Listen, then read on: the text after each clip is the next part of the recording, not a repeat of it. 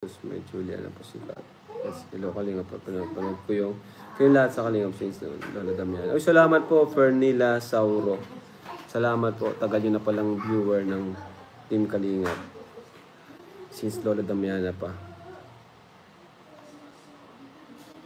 Rajal po nakashoot na po kayo. Hindi pa.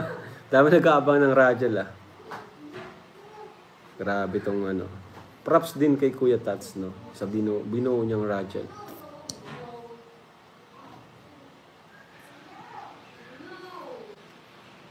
Di ba sabi ni Kuya Bal, walang personal na trabaho, wala much better may para makahinga din sa girlfriend. Ayan. Decision naman po yun minsan. Sinabi ko lang naman yung ano ko, yung aking salobin.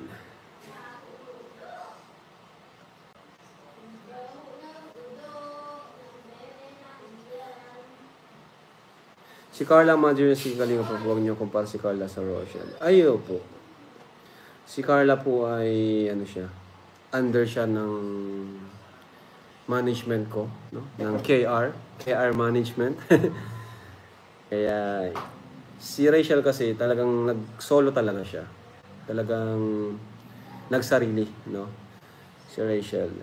Si Carla, ako yung mismo yung nag-ano sa kanya, nagsabi sa kanya. Ako yung gumawa ng channel niya. Ako yung nag-push sa kanya na mag-vlog.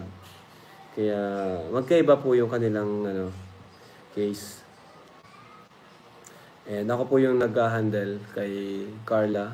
Ako manager ni Carla. Kaya yun po. Iba po yun.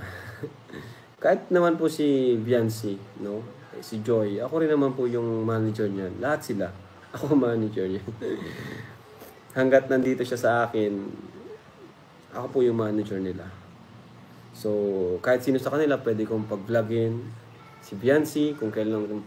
Pero sa ngayon kasi, hindi pa ito yung tamang oras or panahon para mag-vlog. Si Viancy. Masyado pang maaga.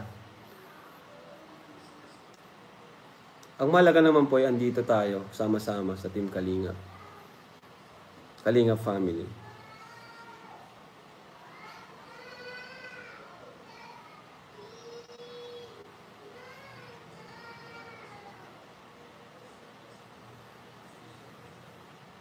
Ako, sir, may issue, wala forever Kalingap ako since. Thank you po. Grabe, Safa Hasan. Sobrang tagal na po nun.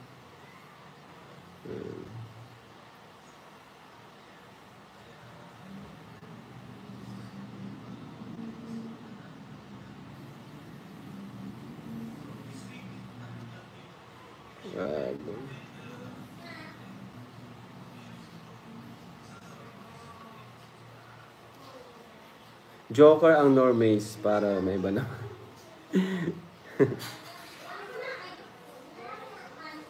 Si Lola. Ayan. Maraming kasiraan ninyo sa inyo ni Maite. Buong pamilya niyo pinasang. Ay, no comment na lang po ako dyan sa kay Auntie Emmy kasi basta ako na po mag-comment, no? At wala naman akong kailangan sabihin about sa mga sinasabi niya sa atin or kina mama and papa. Kung yun yung niya, edi malaya po siya sabihin po anong gusto niya sabihin. Pero ako po, wala akong comment dun sa mga sinabi niya. Although napanood ko po, pinanood ko yung mga sinabi niya dun. Pero for me, wala akong dapat sagutin dun.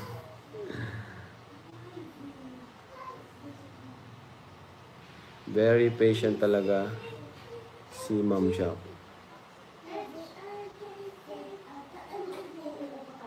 Si Rochelle, iba nang magsalita. Hindi siya tulad nung hindi pa siya kilala.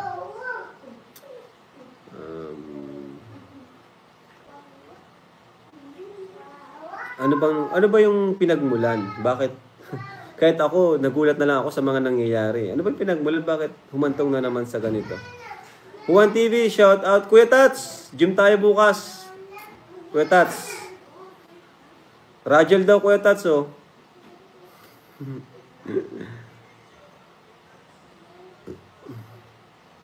Kasi di ko naman kailangan mag-comment sa mga sinabi ni Auntie. Kasi ako, kilala ko naman si Mama at si Papa. Siyempre, pag may ano talaga sila, ako mismo yung nagsasabi sa kanya eh. Si Papa. Kaya ako pag may mga mali siyang ginawa, pinapaalalahanan ko siya. Pero yung puso nila, talagang alam ko. Alam ko yung puso nila.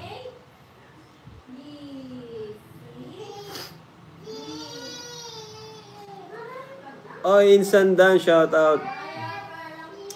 Shout out kay Insan Dan. Nandito siya ngayon. Yes, love lang tayong lahat. Sabi nga ni Ato. Buti pa to si Kuya Ato eh. Talagang, ito si Kuya Ato, di ko pa to nakitang nagalit eh. Good vibes lang talaga to si Kuya Ato eh, di ba? Good vibes lang si Kuya Ato.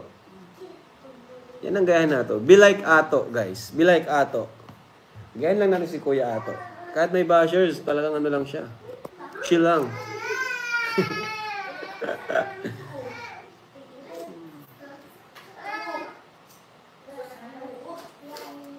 Ako po nag-umpisa simula na napanood ko si Carla, pero ngayon napamahal ako sa WhatsApp. Ay, grabe, thank you po, Rosemary Ferrer. Dahil po kay Carla ay nakilala niyo ang Team Kalingap at minahal niyo po ang Team Kalingap. Maraming salamat po. Siyempre sa mga baguhan, welcome po kayo dito. Kung sino man yung una yung napanood, you are welcome po.